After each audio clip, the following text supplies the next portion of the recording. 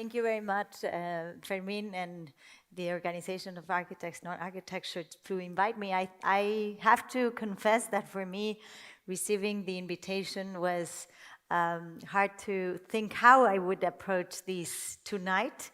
But then I thought it was very easy, because I don't think I work. I think I do what I am. So it is more talking of who I am. And so, as I said, like, I don't define myself as an architect. I do architecture, but it's what I do, you know. So I was just a regular kid drawing all the time, and like every kid. But I didn't realize until I had my own kids that that my drawings were not just like a regular kid. So I was 2 years old drawing skylines of cities and high rises, and doing blocks and building all the time things. And I always thought that was kind of normal way of doing things. But I think that it was not only me who had these, like my father says, architecture in my blood. I think that my surrounding defined me very much. And I think my parents did a very good job of making me an architect, although I don't think it was conscious. But I think that since I was very little, they took me everywhere. We travel intensively through the world, and always with a tent. And it's really, that it really defined a lot of how I see architecture. And it's about transforming your own intuitive modus vivendi into the life you want to achieve, no? And going and seeing all those other worlds, but by also bringing your house with you, for me meant a lot of that, no? And how to understand, to translate that into a built environment, and then do it yourself. And for me, it's about thinking how each of you would do it yourself, no? And it's very hard. I don't have an answer yet on how we could do architecture really not for the other, no? Being the other. I think one of my first memories of being aware that I was very aware of space was one of those travels. We were traveling in England and Scotland. My parents there for the first time. I was also for the first time. I was very little. I was barely almost 3 years old. And we went to visit a lot of spaces. And one day we were in a former abbey that was in ruins. And I told my father, Daddy, I know what a ruin is now. A ruin is a house without a roof. And I have this memory. I perfectly remember the moment we were there. And one day I was studying architecture. I came with my father. I said, Daddy, did this happen? Because I remember very clearly going to these ruins and really understanding a lot about space. And he clearly also remembered that day. And I think that for me, a moment of maybe, obviously at 3 years old, I was not understanding that. But for me, now the way also history makes an impact or time makes an impact in a building, it's very, very important, no? I do believe that a building has to be the representation of its time. A space that we create needs to obviously have all those values that we carry on, and the present moment and the context input in them. But in a way, I think that carrying on it with time, it's super important, no? And at this moment, that building is that at another time it was a different thing and represented a completely different story. And I think that it is also something that it's a value present in my job all the time. Another thing that I was also it created an impact, big impact when I was very little, and I also still remember that day very clearly, is when I understood death. And this was the first time I really saw something that had no life.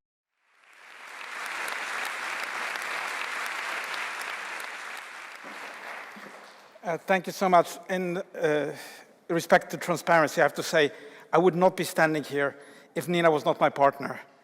I would never be an architect. I have to tell you the truth. And I'll tell you the anecdote. You know, when I won the first competition I ever entered, which was the Jewish Museum in Berlin, I turned to Nina and said, you know, are we going to stay here to try to build this project, which seemed really very unlikely at that point?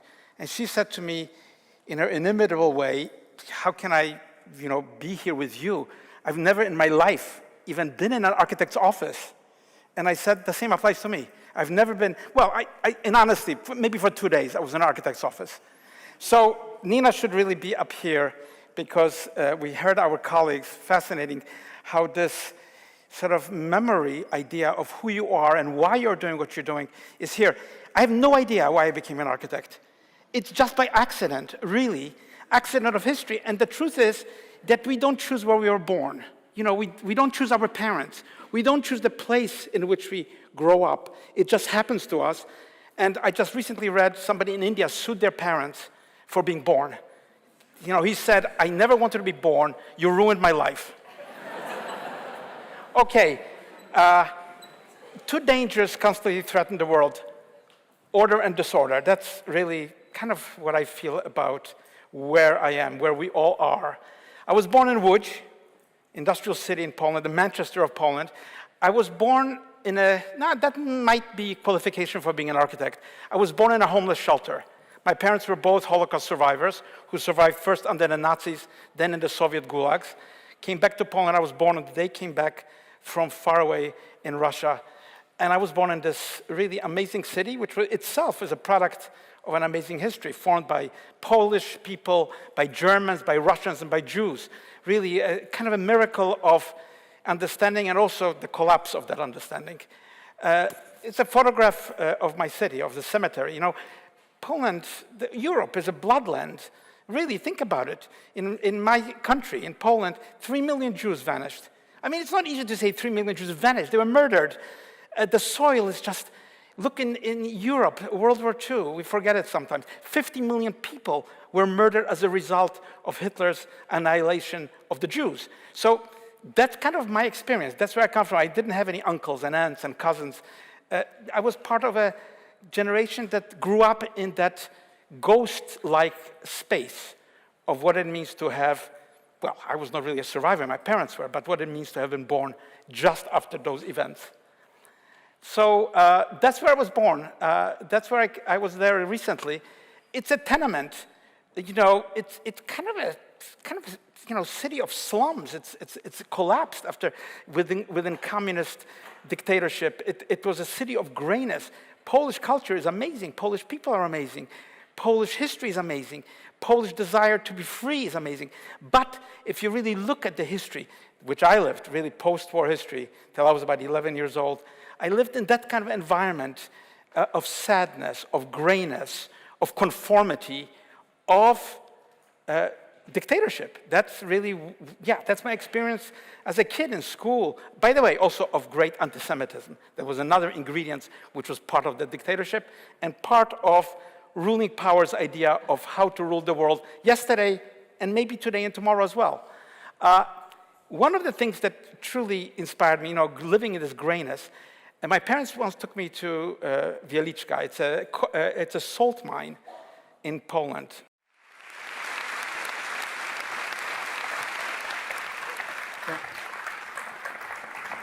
Thank you. Very interesting format. That was actually quite a challenge to do this. Normally, I only speak about our work, and I say I can only speak about our work, but this is sort of about my work too. It is the whole background behind the work too. My name is Kim Herford Nielsen. Here in Denmark, I'm always called Kim Herford for some reason. And outside Denmark, they call me Kim Nielsen. So that makes it easier. Curiosity, that's, I think, is the most important thing for architects. And for me, to have, that is what drives me in the daily routine, in the daily life. And it has done that all my life.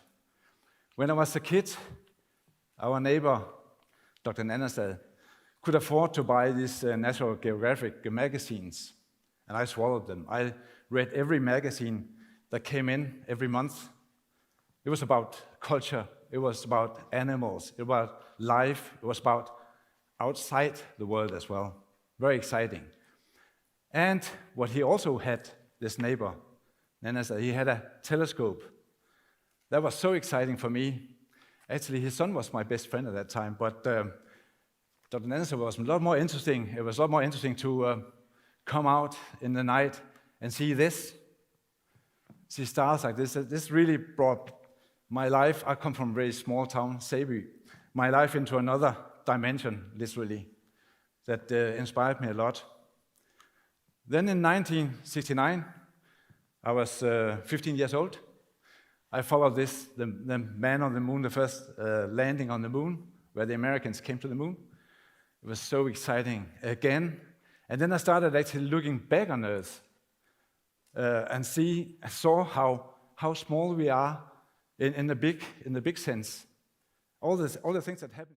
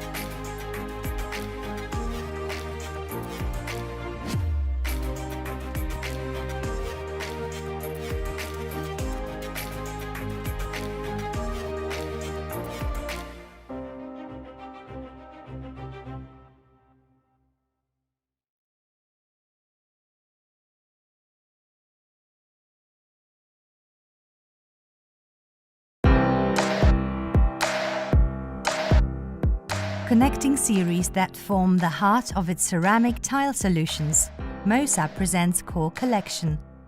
With this range, architects and designers can create signature surfaces with countless design options in the most intuitive way. The Core Collection makes it easy to choose the appropriate tile for any project. The selection process is simple and efficient. Core Collection connects the three beloved series, solids, terra and quartz, partly by adding new colors that enable more aesthetic blends of different series. Color options range from light to dark, neutral to striking, and warm to cool. New colors that offer contemporary trend interpretations have been added to the mix. Textures range from layered to powdery and robust, spanning a wide variety of choices. The QR code can be scanned for more product details. New in MOSA's portfolio and part of Core Collection are innovative modular shapes. With this, MOSA adds a new dimension to surface design by offering endless design possibilities. MOSA also offers an extensive variety of set combinations in balanced patterns of colors, textures, sizes and shapes. These patterns can be used as offered and further customized by colors and textures. Designers can compose together their own mix and match selection from across all series. The creative journey enters a new level of creative freedom. One where architects and designers can create signature surfaces with countless design options in the most intuitive way. Core Collection. Signature surfaces made easy.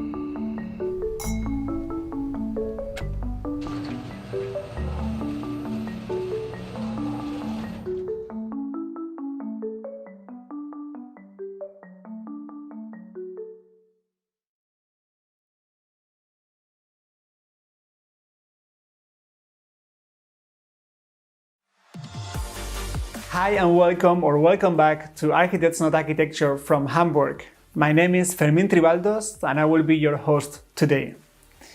First of all, of course, Happy New Year! We wish you and your relatives a wonderful and healthy 2021. We are thrilled to be with you and keep bringing you inspiration from brilliant architects from around the world. This is the 5th event of our virtual world tour, which started in November. We have an exciting year ahead of us with many more destinations and speakers awaiting. Today we will take you to South Korea, where we will talk to Kim In-chol and Cho Byung-soo, live from Seoul. The next 2 stops will be Los Angeles with Tom Main and Michael Molson on January 20th, and Ukraine and Lithuania together on January 27th. If you haven't registered yet, you can visit our website to find more detailed information and register. And you can also watch the past virtual events on demand. Let me briefly introduce Architects Not Architecture, or AnA, to those of you who are joining us for the first time. At Architects Not Architecture, we do not focus on architectural projects, but on the individuals who designed and built them. We often know the projects and awards of renowned architects, but what we often miss out on are the people behind them. It is them and their unique personal history which influence how they work and what they create. So we try to bring to the stage what too often remains unseen. Today, our speakers will talk about their career paths, their influences, and the experiences that shaped them and made them become who they are today. And the main rule is, they are not allowed to talk about their own projects. I would like to mention and thank all of those who make these events possible. At AnA, we are a team of 5, so 4 of us are working behind the scenes today. Kim, Fran, Yuri, and Irene. Kim and Fran are the magicians that are editing the live stream from Chile. This event is kindly supported by Jung, Mosa, and Hefele. We have video messages from them. Let me start by passing the mic to Diana. What do people talk about when Jung and architecture are mentioned in the same sentence? It's about color, shape and style, about materiality, directions, taste and encounter. Since 2006, Jung has been providing a platform for an in-depth discussion of architectural themes and related social issues. Nationally and internationally, a contemporary form of professional exchange has established itself beyond the usual communication structures. The Jung Architecture Talks are not an expert-only format. This regular event program is synonymous with lively discussions about vibrant topics in architecture and with networking taking place in a pleasant atmosphere.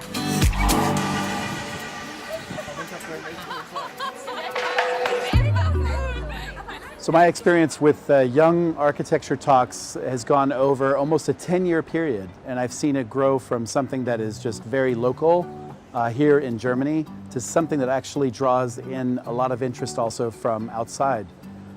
It's now an international architecture talk. For 3 years now, Jung has been supporting all international Architects Not Architecture events in addition to the Young Architecture Talks.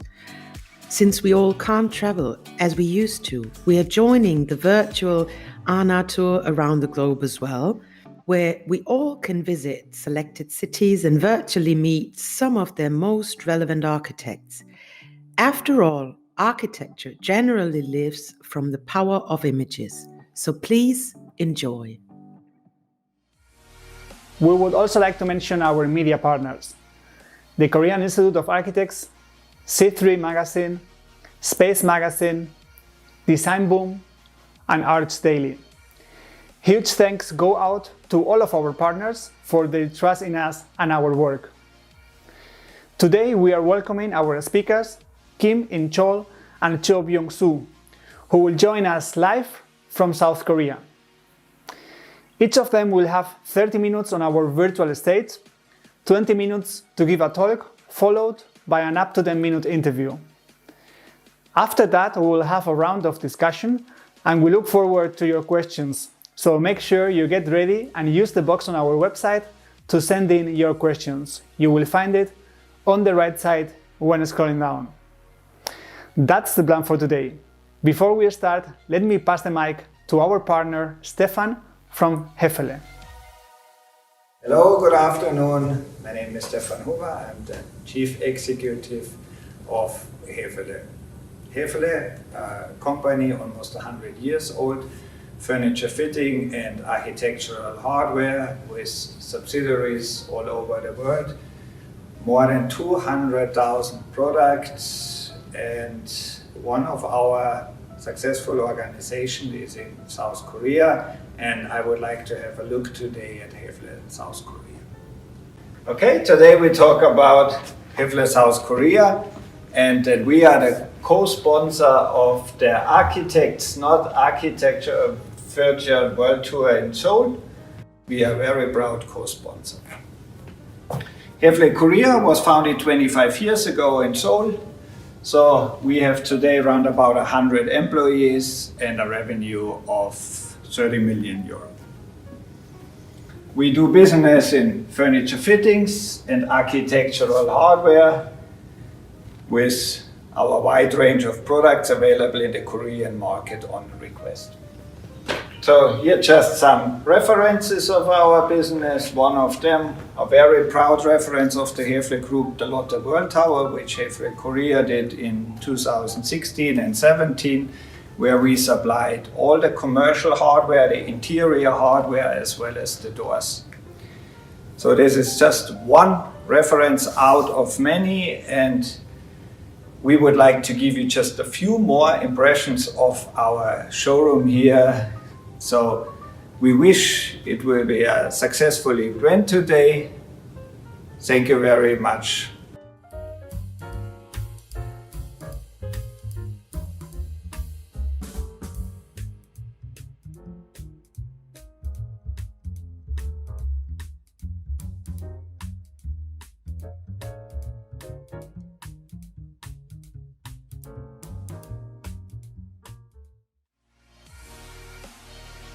Our first speaker was born in Seoul. In 1994, he founded BCHO Partners, a 40-people firm focused on simple structures and a strong regard for nature. He has received the Kia Award, Cree Arc Award, and AIA Honor Awards in Montana chapter and the Northwest and Pacific region. He has taught at national and international universities including Aarhus School of Architecture, University Kaiserslautern, Yonsei, Hanyang, Byungji, and Harvard University. His award-winning projects include the Earth House, the Concrete Box House, the Jeepjong Guest House, Hyundai Global Training Center, the Ramp Building, and the Bitwix building. Amazing projects which won't be the topic of his talk today. We are very excited to have him participating today. Welcome, Cho Byung-soo.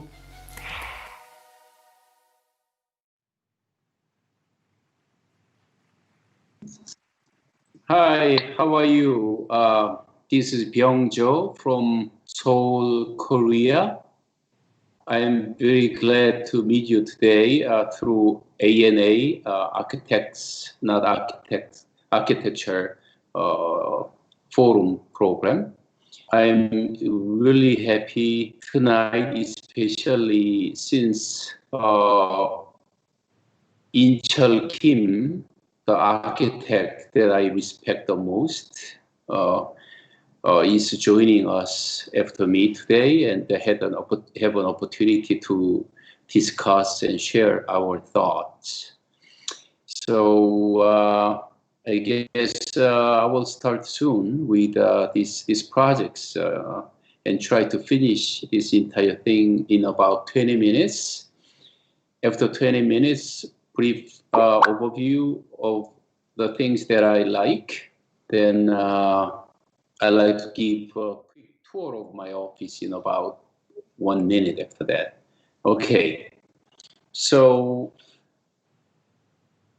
things that I like, through the things that I like, probably you can imagine what is me, Byung-jo, is actually, and how I make architecture such a way. I'm from South Korea. I was born in Seoul, Korea, just the north side of the river. Gangnam, as you might know, is the south part of the river, and north side of the river, Seoul, is more mountainous and more historical buildings, and to me, it's more interesting and have a lot of this culture. Korea is really mountainous country. About 60 to 70% of the entire land is composed of this kind of mountains. And I was grown up in Korea till about very early 20s. And then I went to United States to study architecture. And I went to Montana State University, which is located in Bozeman, Montana, a small town in Montana.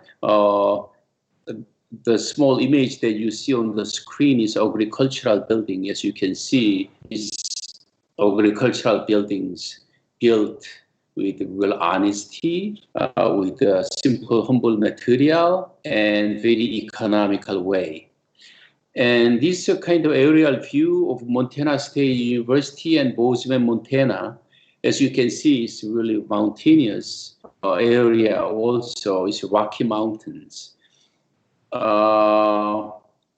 The university is full-size university, but relatively small, now a little over 10,000 students, and entire town's about 60,000 people. I spent here about 4 years in the college, and then I went there to teach in the university for about another 7 years, and I keep going and coming here. And so Bozeman is like my second hometown. And of course, I've been strongly influenced by not only Korean culture and architecture, but also wild Western American architecture, especially old agricultural buildings, industrial buildings, and very early stage concrete buildings. This is about 150 years old prison in small town called Red Lodge, Montana. And you can see rough concrete and wooden window frames and doors, which was set before pouring the concrete. I like the way it's constructed and the way it looks. Very simple. And these are agricultural buildings and industrial buildings around Bozeman. This one actually is in Bozeman. And there are many barns. Unlike barns in eastern side of United States or England or Europe, if you go western side of US, you can see very simple, really efficiently built. You can see these small members of material, and with a really minimum amount of material, building maximum kind of volumes. So it looks very good in that way, and I really like this kind of agricultural buildings in their ways, and influenced my architecture, and I brought these to show students in US as well as in Korea. And these are the structures still remaining around the university that I spent for many years. And when I came back to Korea about 27 years ago, after Montana State University, I studied at Harvard University, spent in Boston about 7 years, which was very different from Montana. So it had more European kind of influence there. And I returned back to Korea, and I was wondering what kind of architecture I could do. But what I found in Korea was kind of emptiness, the beauty of emptiness in Korea, byum, or mak, kind of mundane, kind of roughly finished, unfinished kind of look. And I was fascinated by that kind of heritage of Korean culture and architecture. And I was fascinated. And this is one of the buildings I designed, the concrete box house. It has kind of void space. And I just fell in love with this kind of empty madang or courtyard space in Korean traditional architecture. And this reflects some of that qualities. The relationship to nature, since I really like nature, and when I was growing up in Korea, even though I was growing up in Seoul, I was growing up in edge of Seoul, still had more natural kind of environment kept well till then, 60s and 70s. And I could appreciate, and so when I started my architecture, I found myself really, I like nature, and always when I design, I think about nature and how to connect human experience to nature was a big thing in architecture. For example, sometimes I embedded the building underground, and I like poet Dongju Yoon, who died when he was only 27. It's a beautiful poem, and I read poems, I do ceremonies with poem readings and forums, and with my employees. This is a picture taken only a few months ago, at the end of last summer.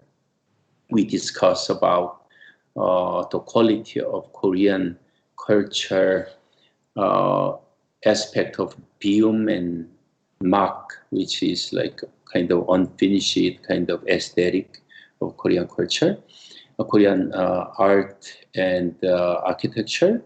And I often do talk and do exhibitions about it, and try to learn from past and try to learn from our contemporary cultures, but also what we do in our office, and we discuss and share these kind of ideas. And I'm pretty fortunate that my brother, one of my brother, is a builder. So he actually worked in my office, and he built a construction company, CNO construction company. And so we talk a lot about architecture, construction, material, methods, and all these things. And so that's kind of my background and really quick review of my past life till about 10 years ago. A little over 10 years ago, I built my own house, and this is the house I live. I thought you might have interest to see my house quickly. So she's my wife. This picture taken about 13 years ago. And even though we live in downtown Seoul, we found the area with some trees and hills. There's better breeze and sunlight. And in the house, in one of the room, we made a small, cozy Korea-style house with rice paper doors and windows. And we often sit down there together and closely in small space, have teas and sometimes take a nap and meditate. And Pium, I'm sure it exists, Pium, literally saying, you can say emptiness, that kind of exists in every culture, I think. But for example, Japanese emptiness is more like perfectly balanced, very well developed, very well defined. But Korean Pium is more like before it's fully finished, it's just stopped and naturally left somewhat. Not easy to explain in short time, but I've been influenced a lot about it, and I've been influenced also a lot about Taoism. And Tao, they can be told, is not the eternal Tao, and many beautiful poems in chapters in the teaching. And this was one of my thesis model that I made for my master's degree at Harvard. And I was thinking about what would be the minimum space or minimum thing, minimum way of living. And this was what I made. Of course, it influenced my architecture and thinkings later, and this kind of current projects, sketches. And when I came to Korea, I was really shocked by some traditional buildings in Korea when I visited some historical site. Famous Confucius teacher Yi Huang lived in small room, and in the room there was small just coat hanger and few books and small table. That's all he owned in his life. And the way of living was almost empty. So his room was empty also. The room is so small, but when you walk in, it kind of helps you to keep yourself really calm and peaceful. So I was really fascinated by that kind of architecture. And this earth house I made, and you can see the influence there, very quiet, the small rooms. And I'll go over with Mach, aesthetic of Mach that I like also, kind of unfinished stages. So it shows how it's made, how fast it's made. So it shows all the marks made by hand, making it so quickly. So, and this glaze also is not perfectly covered often, but naturally left like that. So it's not totally symmetrical. Sometimes it's a little bit tilted, twisted, but it has its own natural beauty. So that I named it Mach. Mach means spontaneously made, something like that. And this is a small garden I like. And this Helen Bennett's photograph, English photographer. And this book is going to come out in March. And I got these images from Amazon. And she has been in Korea a very short period of time, but she caught that beauty of these spontaneously made materials and architecture and kind of roughness, kind of unfinished, kind of aesthetic, but really pure, humble, really limited color use in architecture, and kind of minimal way of using materials, colors, the way it connects to the surrounding nature is really organic and beautiful. not as symmetrical as Chinese architecture or Japanese architecture, but it's very sequentially laid out and following mountains and hillside and pretty spontaneously located, site planned. And as you can see, these axes often tilt, and the process of one space to another is very interesting in that way. As you can see in the columns and column base, you can see materials really naturally used. And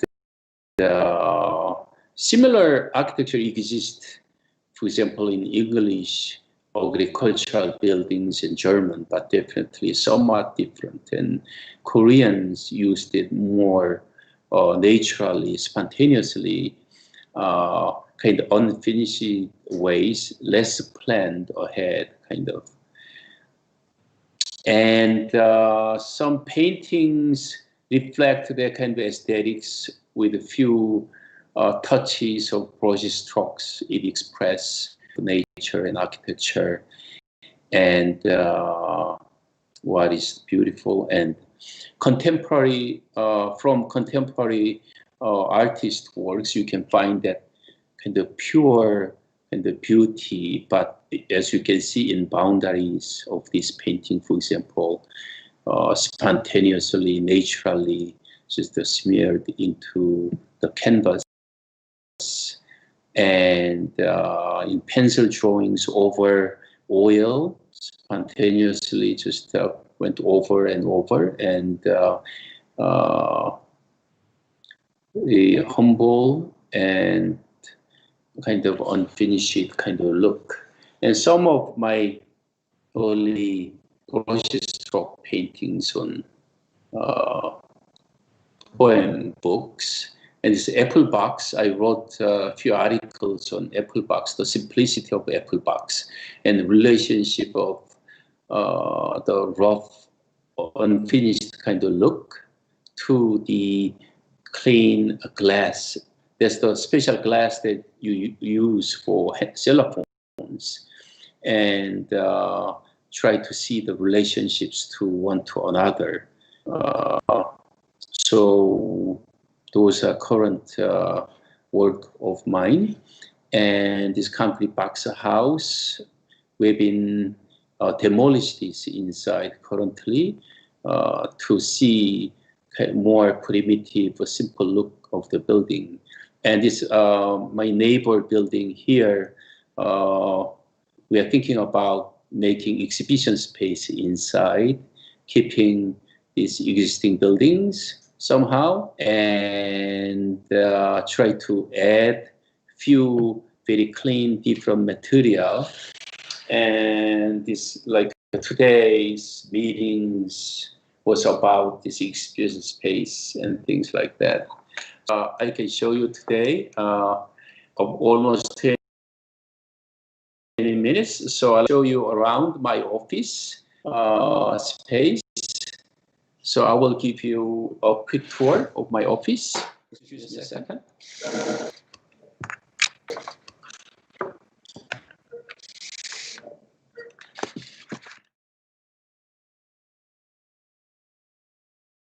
Okay, I hope you can see well my office where I was sitting and where I'm paintings and sketches, trying to get some inspirations for architecture. And these are some of my early works and student works. I was always curious about nature, life and death, and monoprint types and skulls. And this is my favorite desk. I'm sitting and looking out. Oh, it's snowing a little bit. Ist noch da? Okay. Let's see. I wonder if you can see the snow a little bit, but there's mountain and the context neighbors. Okay, so that is about quick tour. some apple boxes and some sketches on the wall. And my wife sitting next to me. Okay. That's about the tour. I hope you liked it. I hope, and that's all the presentation I give you today. Yeah. Thank you, Joe. Thank you a lot for your presentation and also for the tour. It was very funny to see your wife. So greetings from our team, please. Thank you. Yeah. You mentioned in your talk, first of all, of course, I think you say that in your early 20s you went to USA, but you also have experience teaching in other countries like Germany. How has studying and teaching in other countries influenced the way you design? Well, actually, yes, I taught in different countries. I taught in Germany, United States, Denmark, of course in Korea. I learned different things from different culture. I think I learned more from culture than architecture itself. Germany, I learned they really have great respect to nature. And I was really fascinated by that. But also, at the same time, I find people like very precise way of making and precisely planned ahead. And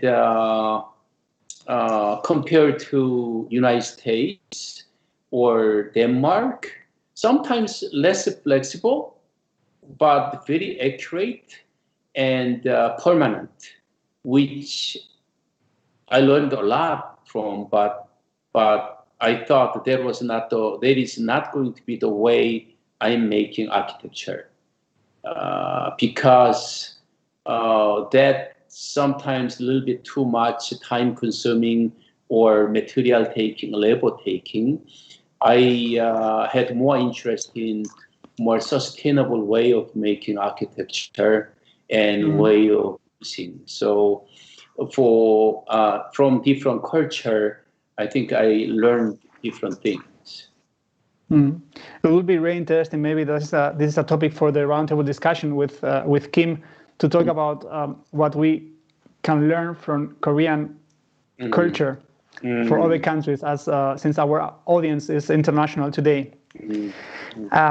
You have mentioned during your talk the topic emptiness, and I have seen an interview where you say that beauty is a result of emptiness, and that is possible to see it.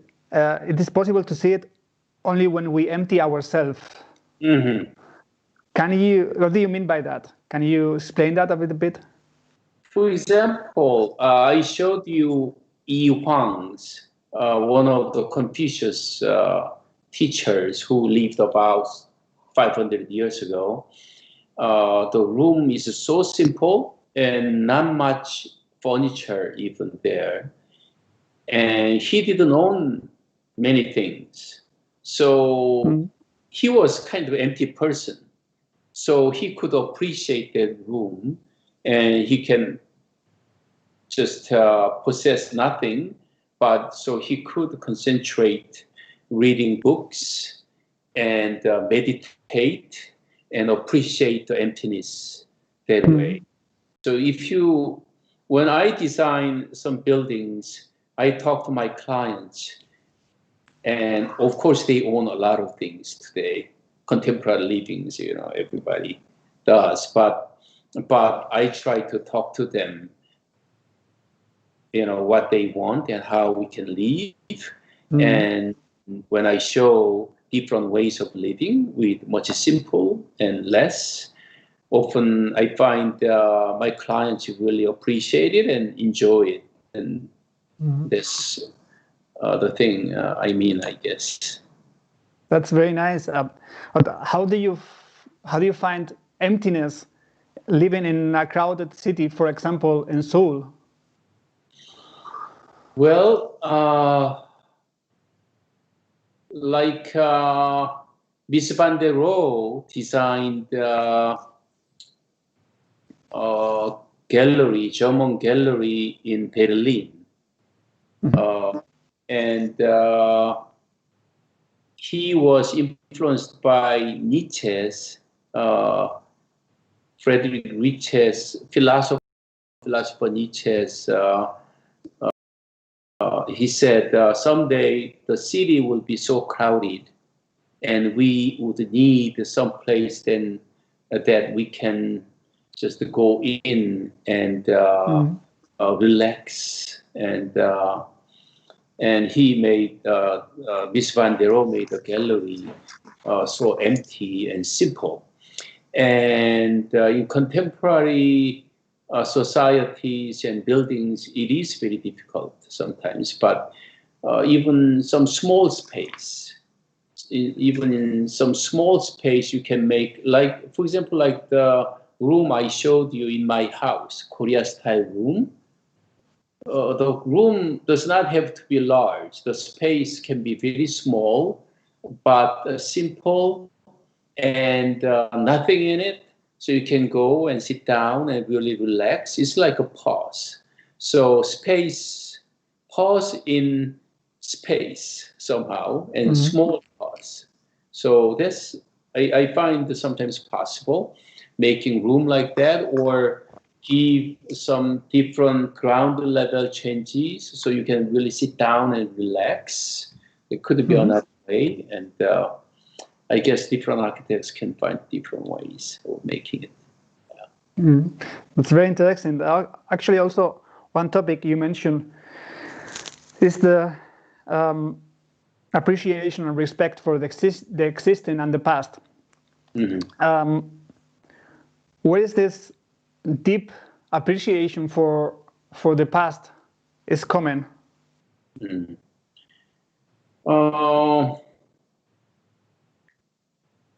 Past already have its own beauty, I think. The things past is, to me, look all beautiful, especially the old ones, and especially ruins, you know.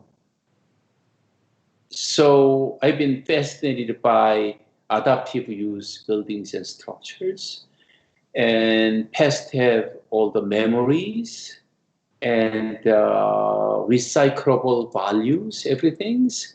So we did a couple projects with a slogan that we are going to recycle 100% whatever existing there for adaptive use architecture.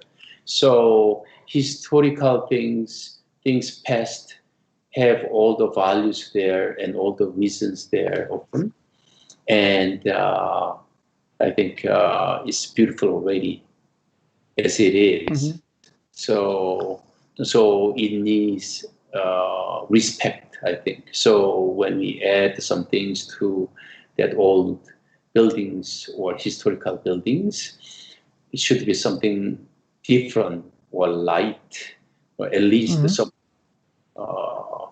distinguishable kind of object in that existing building or historical buildings, I believe.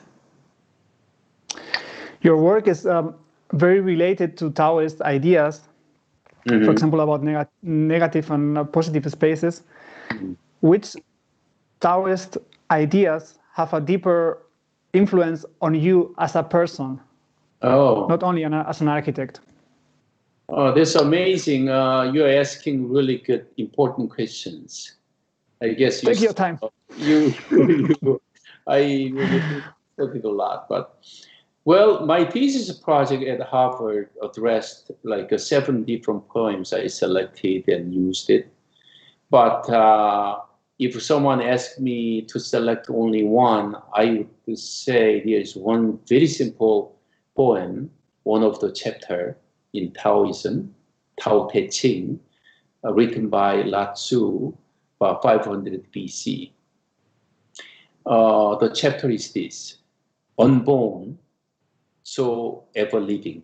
In Korean words, 태어나지 않은, 그래서 영원히 사는. If you are born, you have life. It's like a sun. Sun has a life, someday will disappear. And bird or clouds that changes and moves and is very active, energetic. But earth is unborn, so ever living. So because it's not born, it's not going to die. But it birth things, still it birth things. But even though it is not born by itself, so negative, the earth is stronger than active things. Maybe that's the reason I like earth. It's really simple, quiet. I like mountains. I like ocean views, beautiful skies, beautiful watercolor. But I really like the ocean at night, dark ocean that you barely see the horizon. That's, to me, is very beautiful. So, unborn, ever living is one of the poems in Tao Te Ching. That is really nice, and also really nice closing words for the interview. Okay. I would like to say thank you for your talk and for this interview. We will talk later during the roundtable discussion. Now we are going to introduce Kim. Thank you, Cho. Thank you for your time. See you later. Thank you. See you soon. Yeah. Before we start with our second speaker, let me pass the mic to our partner, Nico, from MOSA.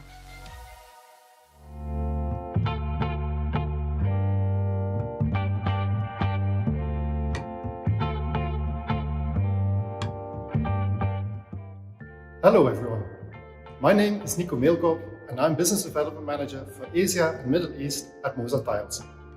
Unfortunately, I'm not speaking to you from a nice venue in Korea, but I'm standing here in a MOSA design studio in Maastricht in the Netherlands.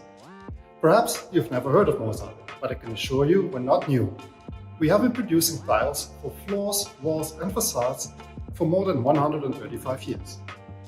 But as an introduction to MOSA, I would like to show you the following video.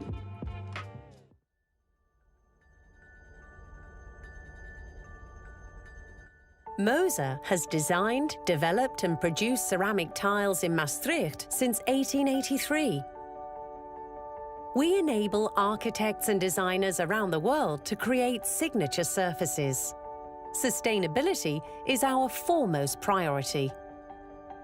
To achieve this, we adhere to the cradle-to-cradle philosophy, which helps us make a positive contribution to our society, our economy, and our planet. All of our products are made using the purest raw materials and have outstanding recycling potential. We save energy and water and create excellent social conditions. Our cradle-to-cradle products contribute to a healthy indoor climate and are VOC-free. In addition to having positive national and international material scores, our products contribute to building labels such as LEED, BREEAM, DGNB, and HQE. This underscores our commitment to looking beyond tiles. We look at the whole, at the surface, the space, and the user.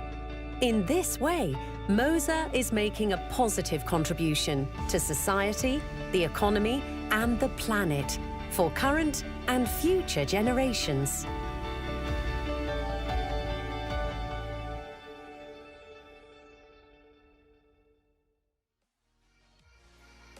Our second speaker was born in Jinhae. In 1986, he established his own practice, AnA Architects, which was later renamed Archeum. He's a national legend and an important figure in Korean architecture for several generations. He has worked as a professor at Yunnan University, was member of the Presidential Commission on Architecture Policy, and currently holds the position of city architect for the Busan metropolitan area. His long list of relevant works has been honored with multiple awards of the Korean Institute of Architects, the Kim Soo-joon Architecture Award, and the Seoul Architecture Award for projects like Kim Ok-jil Memorial Hall, the headquarters for Wong Jin Think Big, Urban Hive, and many more. As he doesn't speak English, we recorded his talk a few days ago so that you can enjoy it with an English voiceover. However, the interview and the roundtable discussion will be live since we will have an interpreter. We are very honored to have him participating today. Welcome, Kim in Seoul.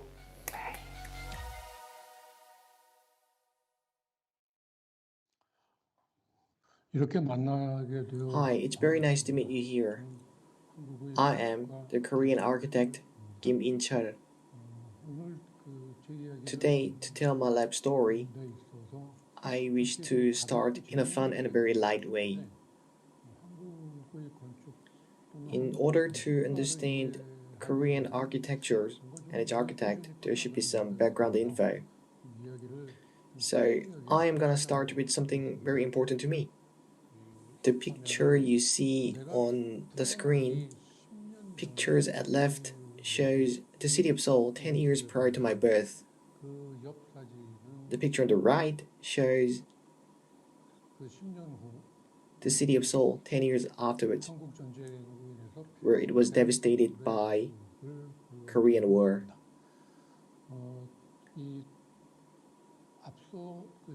To look at the city of Seoul 10 years before, we can see Korean traditional architectures coexist with the Western ones. At the time, the Western architectures, they came via Japan. So Korea became aware of the modern architectures very little by little. And that didn't work out very well because we experienced catastrophic Korean War that destroyed all the cities and its buildings. Architecture is said to be the proof that expresses the era, and when it comes to recovery from Korean War, we never had a chance to learn modern architectures in order. We had to build in quantity rather than quality when it's needed. I think this might be the Korean modernism that makes Korean architecture. For your easy understanding, we'll compare by this chart. The purple is the history of Western architecture development, and underneath, the green is the flow of Korean history. Green is thought to be the traditional era, and when it closes to 2000, it is a time when we begin our modern architectures. Nearly at very last, the time when Korea was established, and my age, they come very similar. So to view in this way, it is right to say history of Korean modern architecture that comes along with my architectural life. I was born in the city of Seoul. Soon, I moved to the southern port city of Jinhae, and I grew up there. The place I lived was Japanese style of wooden 2 stories building. In this space, I studied and I lived. All those kind of things later to me became very helpful to get a sense of space. I'm quite sure that they became my architectural DNA. Important thing is that personally I was not able to know our traditions at very first. What I experienced at first was other countries' cultures. Then later, I was able to come back to my own tradition. Through architecture, to find out more how images of cities, spaces, locations, and many other things were shaped, will play very important role. When I went to high school in Busan, the unique thing was there was a round-shaped building at the time. Classrooms were fan-shaped. It was very unstructured. At the time, I was not really interested in architectures. Although I never felt it directly, it was very helpful to be more flexible and be able to get rid of all the stereotypes on spaces and structures. When time came for the university and decide what to do, I thought of being an artist because I was good at it.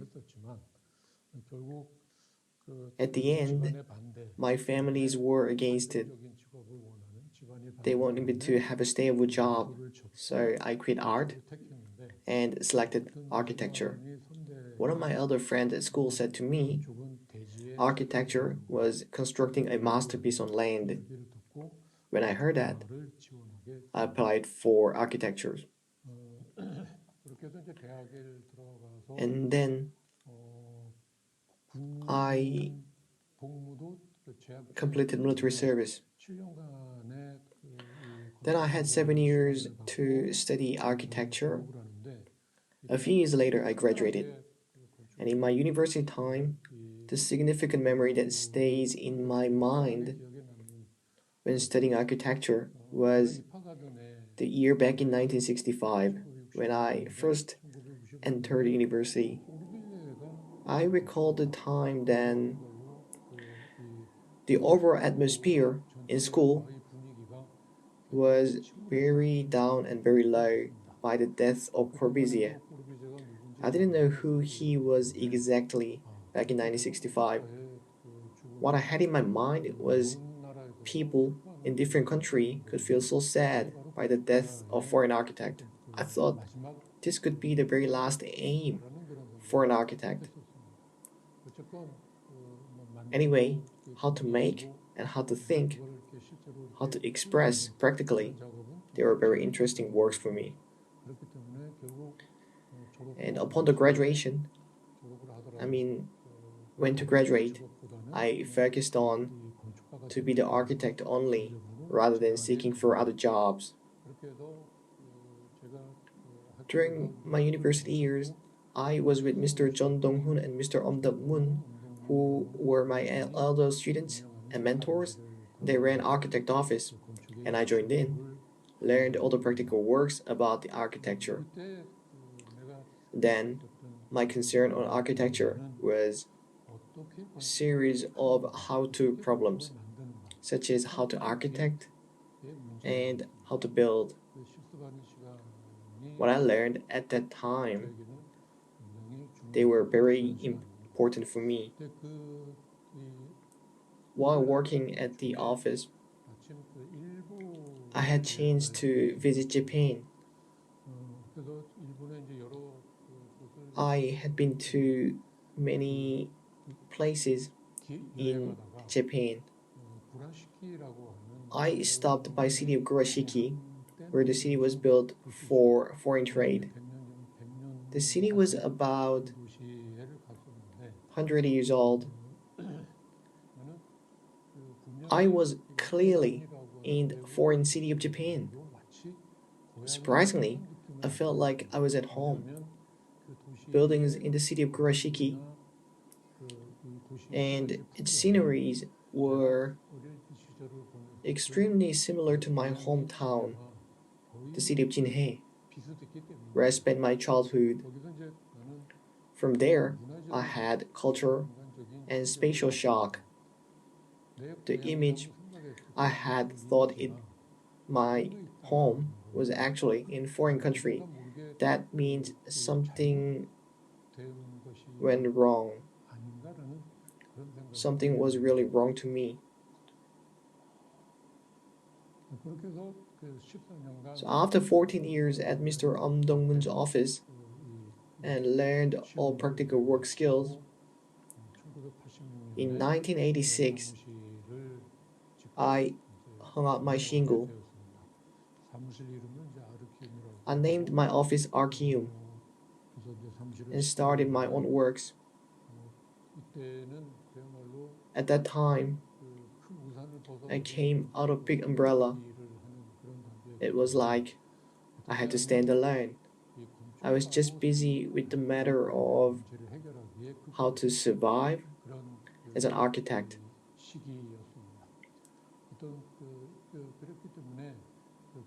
So, the shock I had in the city of Kurashiki, I put them aside for a while. And I was really worried about to survive as an architect and what service to provide. They were in my mind.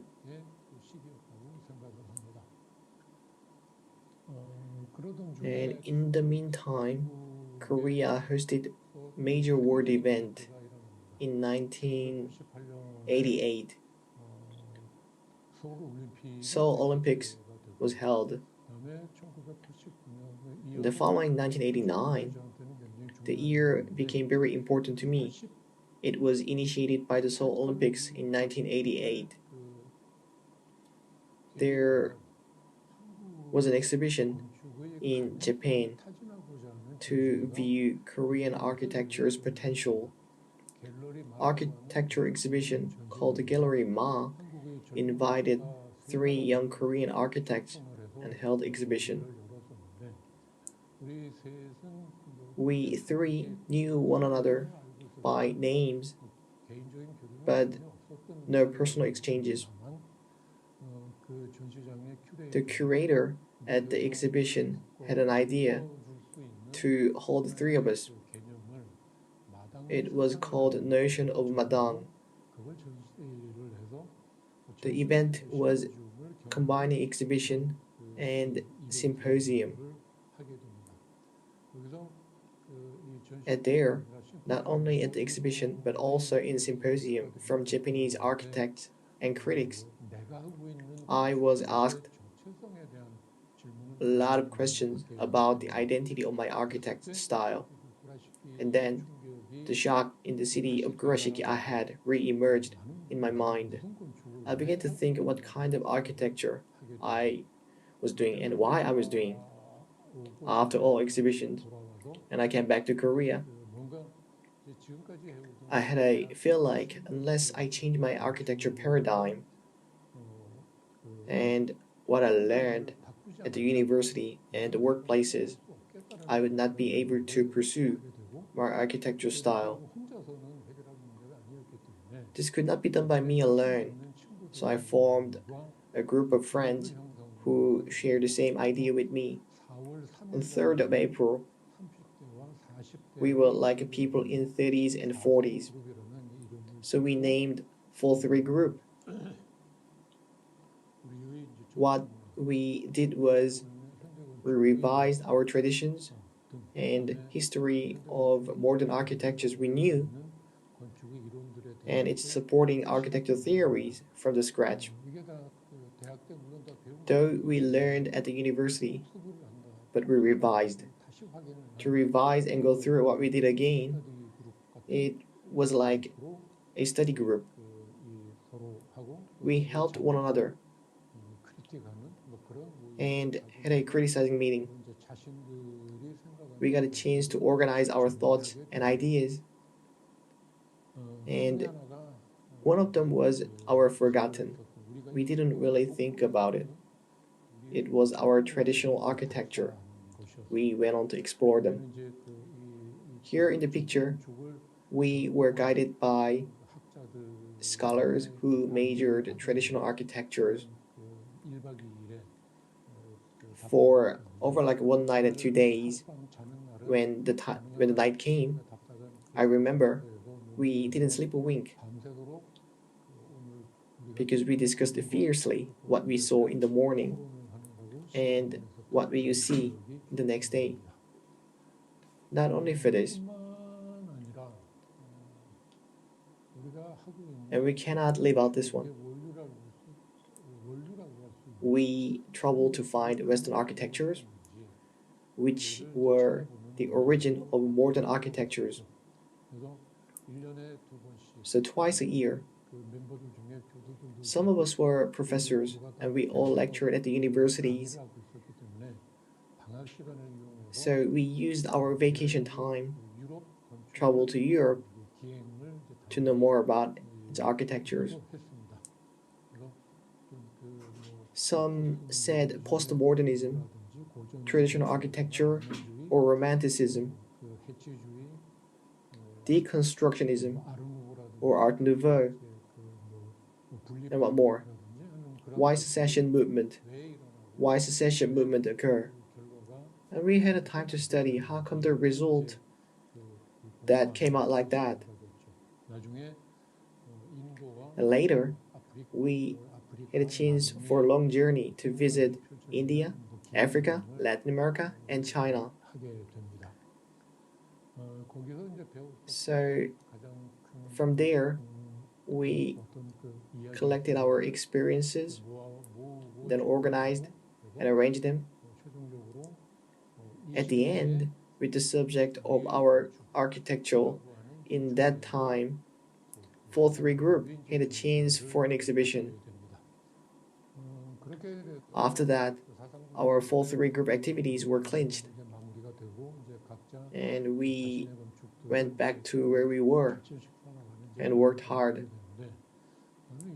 I had a chance to work on the Cambodia-related project. I was able to visit Cambodia for several times. The picture now you see, it can be seen about 2 hours away distance by car heading toward the Thailand direction from Siem Reap, where the Angkor Wat locates. The scenery is shown 2 hours. The plain appeared endlessly. We can see double crops and 3 crops everywhere. This is what we see in plain. What I felt in here was the concept of the space. I mean, the dichotomy. It divides exactly blue and green. The sense of the space I felt on that plane in Europe, in America, and in China, they must be dichotomous. That was what I had in my mind. So I think this can be very special for us because we were born in here, and so things like this every day. It is natural for us, not being familiar with exactly divided spaces. What's so special is that the plane, when it comes to divided spaces, the architectures, it is destined to stand against the nature. Our traditional architecture method that harmonizes with the nature, it is not really a form or a shape. It is a matter of how to fit in. We don't say build our architecture. We would rather say place our architecture on it. I think this explains why. What I wondered was, in that space, same space, how the blue color comes so naturally with the architecture. I mean, how to put them all in same space. To understand this more logically, as you see, the colored picture is by the satellite. From here, Korean Peninsula has its geological characteristics. 70% of the land is covered by mountains, only remaining 30% is a plain land. It is very mountainous terrain. They are not that high like Alps or Himalaya. They are just less than 1,000 meters above the sea level. Small mountains come together, create balance, and connected one another. To take a look at our old map of Korea, we can see that a chain of mountains that were drawn in lines. The terrain of this mountain and the high and low of the ridges and the land filled by the valleys, they are well described in here. Let's suppose that the map is created for the way to understand the land. Well, this is not measured by geometry, but done by our experienced feelings. Our map is expressed by physically experienced feelings. So, based on this, typical architecture for Korea appeared to be like this in the picture.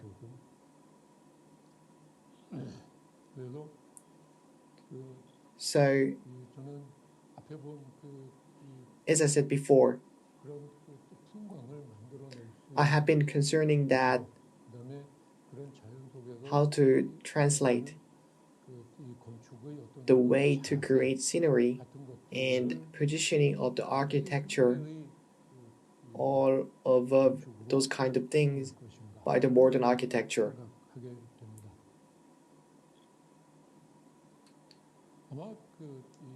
Beginning of modern architecture is based on 5 rules set by Corbusier. To see the picture on the right shows Korea's typical traditional wooden structure. It sets pillars and protection structures and places roof on it. I think creating space by a partition wall inside and its architectural theories are very similar with what Domino says about the principles of modern architecture. From the 5 rules above, only roof garden is not mentioned. Other 4 rules are basically the same. Pilotis next to horizontally long window and a very light wall. Things like that were already done by our architecture. So I'm trying to call it aged modernism. I mean retro modernism. In order to do that, all I could do, our tradition,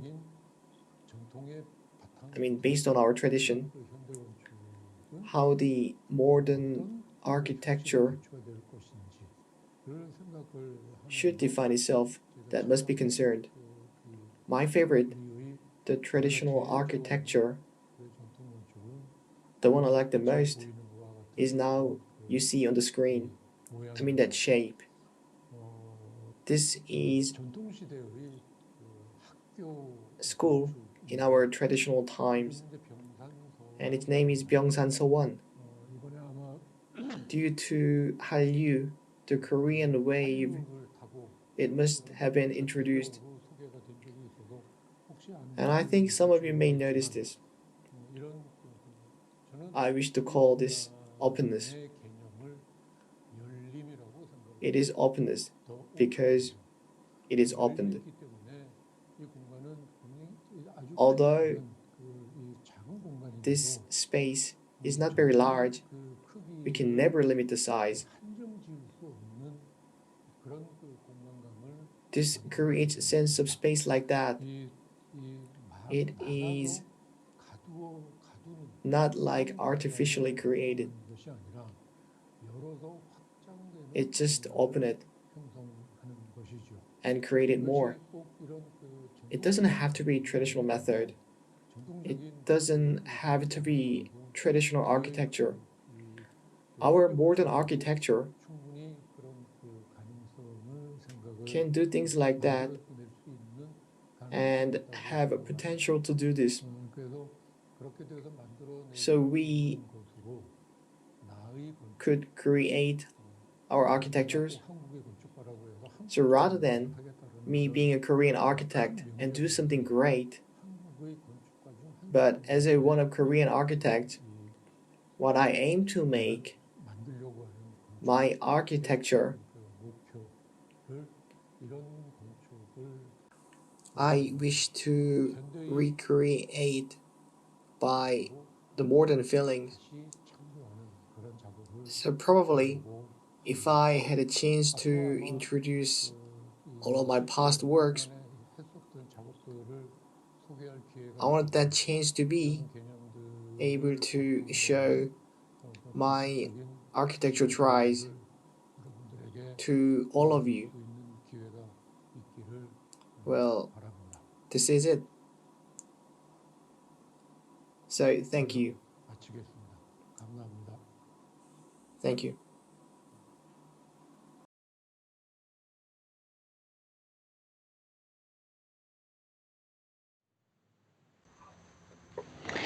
Thank you, Kim. Thank you for your nice talk. We are very happy to have you participating. We are also very happy that we have Danny, our interpreter, our translator today with us. We hope it works. So our audience will have a live translation. Thanks, Danny. So we will have a very short interview. My first question is, which other passions have influenced you as an architect? Actually, you thought of becoming an artist and you decided to be an architect. Which other passions have influenced you as an architect?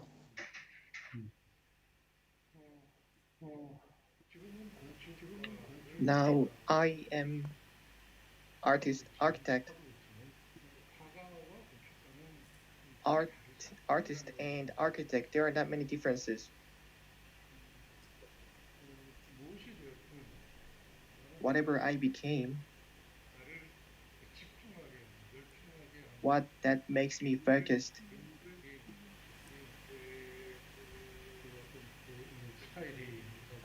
that kind of thing style, that makes me focused and concentrated.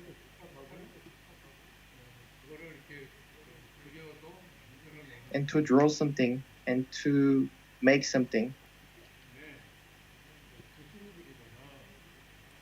by pen or by brush to draw something, they're basically saying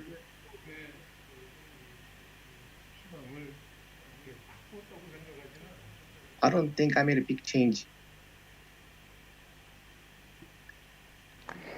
And during your talk, you mentioned how was Seoul at the time you were born, and how was the city 10 years later. What changes in South Korea and its architecture make you proud?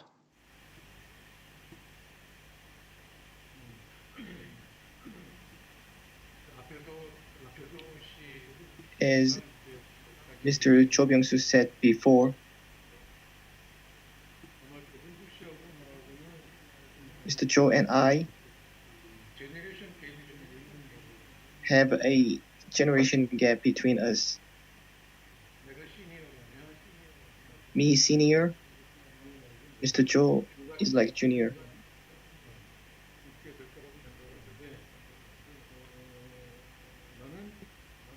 I want my young artist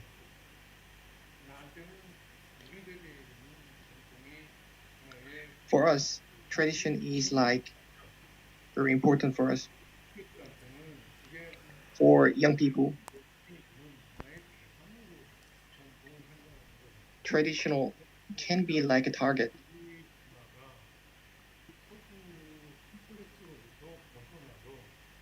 We get out the complex from the Western architecture,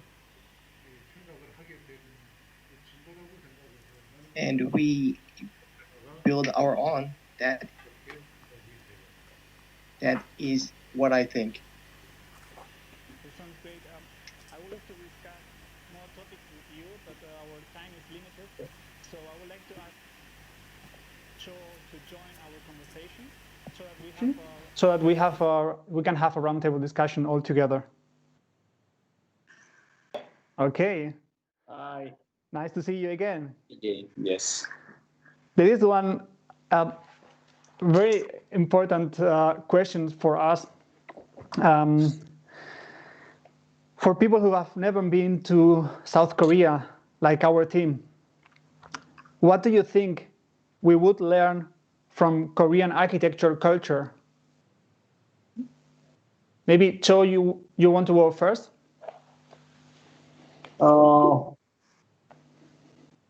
Definitely, if you are looking for something from traditional Korean architecture, maybe I would say sustainability found through horizontality.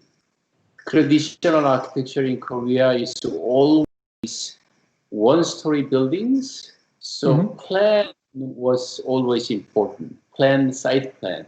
Architectural forms were not as important, but the plan, site plan, how you deal with the landscape, not only the immediate surroundings, but also the mountains far away. You just make architecture with all the backgrounds of all surroundings, like 10 kilometers, sometimes 100 kilometers away mountains. So try to find energies through these mountains. And so it would be the best thing for young people from Western countries, I guess. And Kim, what do you think we can learn from Korean architecture culture? Come to Korea, and modern architecture, there's not much, but if you take a look at our traditional architecture, Korean traditional architecture is that connects the human and nature. So Korean architecture is not just a building, it's to view outside from the inside. It is not to view the building from the outside, but you see outside from inside. That's what I think. That's nice. Cho, what do you mentioned before what you learned not only from the architecture but from the culture? What do you think, like for example, Germans or the Americans can learn from the Korean culture? Well, I thought always there is more similarities between Korean traditional and architecture or social kind of attitude and the American agricultural heritage with really diligently working, humble way of using materials and livings. And I find some similarities definitely, but most of these come from practicalities in US, but in Korea, for example, not only practicalities, but also strongly influenced by Confucianism, starting with the Confucius school in China 500 years BC by the Persian Confucius. which was about the period Socrates lived in Western countries. And in Confucius' teachings, one of the important teachings is, for example, like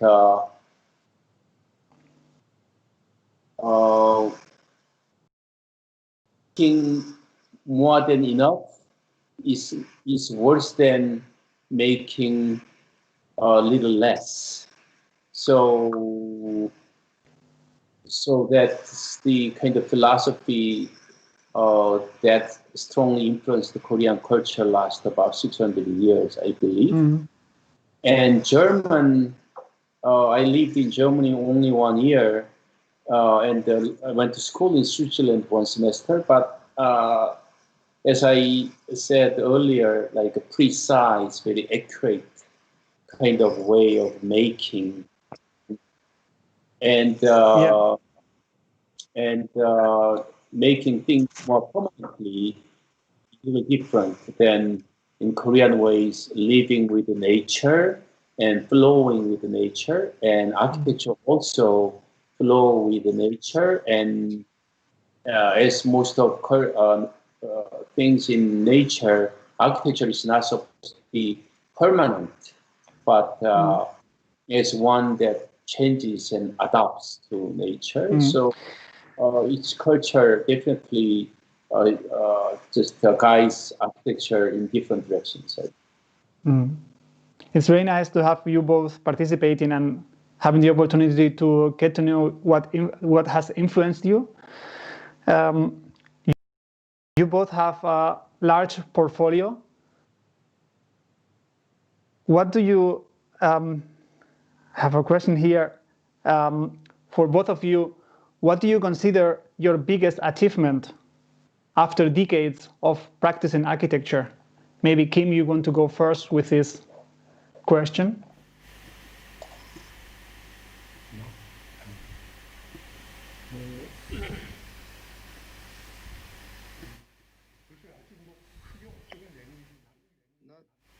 Much achievement. I think what I've done before.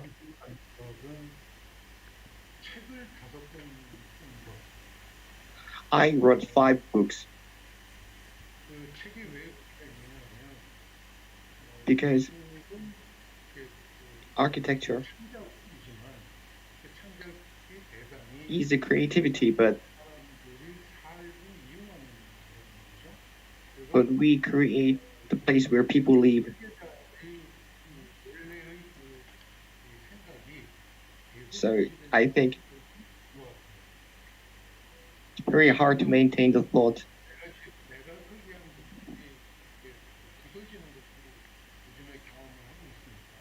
I see my buildings being destroyed. So when I make how I thought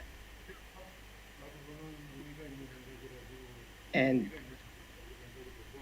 writing 5 books, that's very meaningful to me. And that's what I think.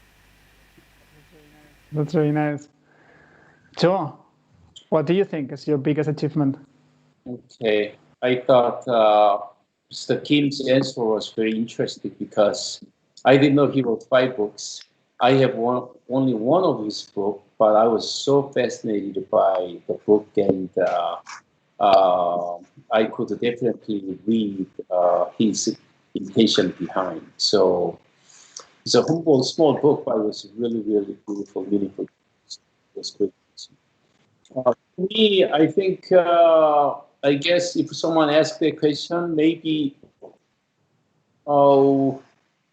after being educated in US and practiced and teaching around the world, I guess, I hope I can bridge somewhat the contemporary culture to be our traditional values. Not all the architecture, or not all the traditional architecture, but with contemporary kind of traditional values we have in ourselves and our societies. So what really believe that strongly we have Korean societies is respecting nature, way of sustainable living, not only with buildings but with the neighbors and surroundings and societies in overall culture. Still, over Korean society in Korea, that I hope I can somewhat find some things from the Korean traditional architecture and art and literature philosophies.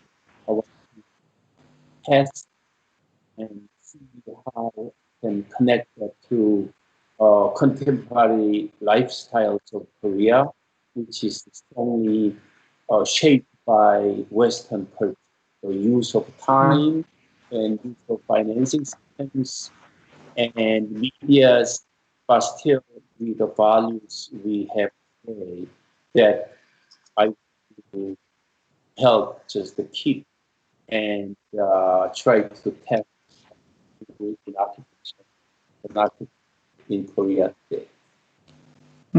Joe, do you have any question for Kim? As you mentioned, he's one of your most respected architects. What is your favorite building in overall that I would like to ask? Because his building is so beautiful in everything that he built not only in Korea but also like Tibet and Cambodia. And so I'd like to ask just one of his favorite building and why, and what is most important in the building. Okay.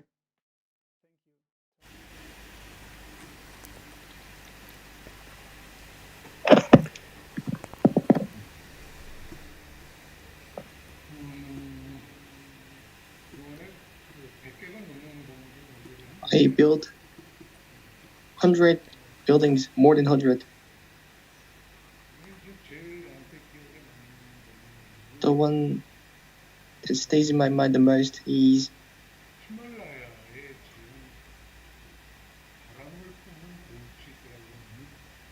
I built the one in the Himalaya mountain.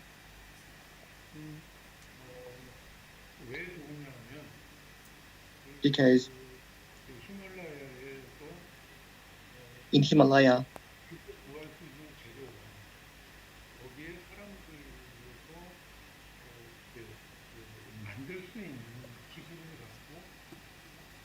the material that I can find and there, and I built with its people.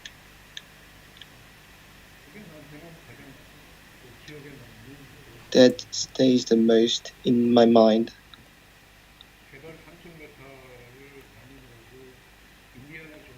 Going over the mountains, I've been living Indiana Jones like life.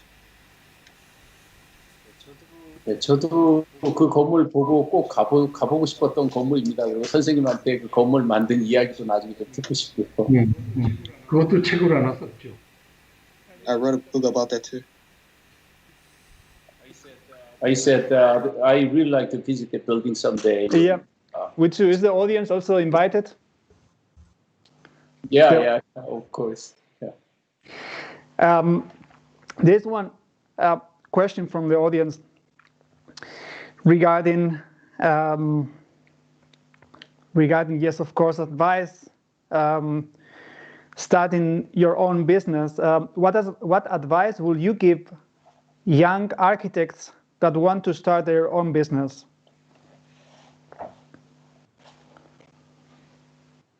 So maybe you want to go first with a short answer? Okay. When I was young and when I was ready to open my practice, I read a small essay written by Frank Gehry's book. So don't complain about the size of the projects or budget of the projects. Whatever you get, like someone's garage door is a fantastic project. So start with it and just do your best. And if you can afford it, try to experiment with it. That's my advice. So nice advice. Thank you. Kim, what will be your advice? When I hung out my shingle, I want to share my advice.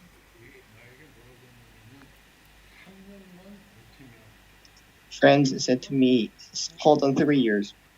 If you hold on 3 years, then you can survive. But unfortunately, 3 years, I couldn't do many works. I just survived. But the people I met in the 3 years, they started to grow my work. I didn't expect to start very well at first. At first, you stay low and try to find a way not to disappear. That's the story I'd like to share. That's a very nice advice.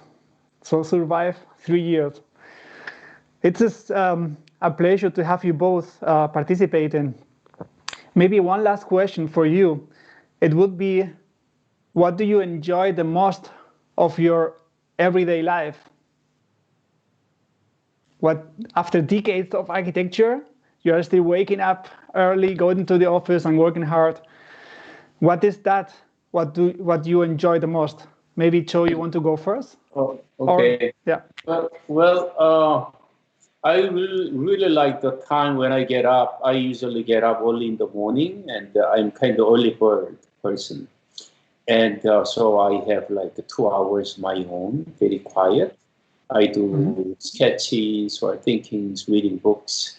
So I really like the time, but I like more after work about 7 p.m. I don't usually work very late. About 6 or 7, I go home, and on the way out, stop by, bar and drink a glass of wine or a glass of soju and relax. And that's my most fun part of each day. Yeah. That sounds great. Kim, Yeah. what about you?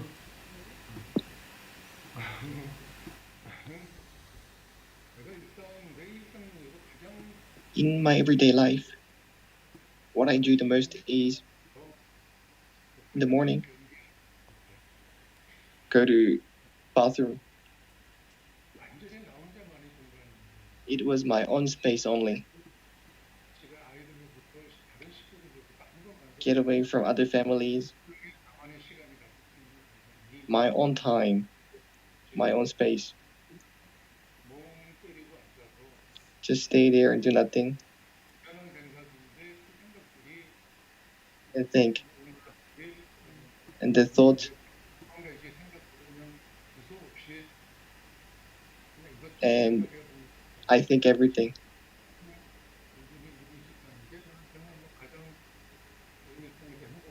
That is very happy and important time for me. That's very nice. Kim, Cho, we are very honored that we had you participate in. We are very pleased time, and also thank you your team for helping us coordinating everything. That was a huge help. Thanks, of course, to our partners, Jung, Mosa, and Hefele, who are also working in Korea, and they were very excited about this. It has been a huge pleasure. I wish we could go now to a bar, like Joe mentioned, and enjoy a cup of wine and have a relaxed conversation. Maybe we can do that after this strange time with COVID. It was a pleasure. Thank you a lot, and have a nice evening in Korea and for the rest of the world, like Germany. Have a nice day. It was a pleasure. Thank you a lot. Thank you.